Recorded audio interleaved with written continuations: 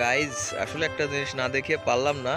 এটা হচ্ছে দেখেন অবস্থা, এই যে গ্রামের ভিতর ভাই রে ভাই, এর যে গোবর বলি না, রাস্তা টোটাল রাস্তায় গোবর বিছানো। তারপরে আবার এই যে যে ধান টান গুলো করে সে হচ্ছে আপনার আগা মাথা আপনার রাস্তায় জল কাদা দিয়ে ভরা। আসলে এগুলো রাস্তায় চলাচলের উপযুক্ত কিনা আসলে এটা আমি জানতে চাই। এই অবস্থা দেখেন অবস্থা, রাস্তাঘাটে আসলে চলার মতো নেই গাইজ। এই যে রাস্তার ভিতরে গোবর নাড়ি দিছে আপনার শুকানোর জন্য।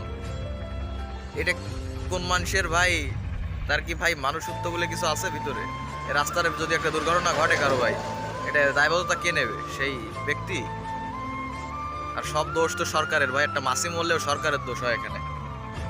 যাই হোক, আর বেশি কিছু বলার নেই। সাধারণ জনগণের প্রতি শ্রদ্ধা এবং সম্মান রেখে ভিডিওটা শেষ করলাম।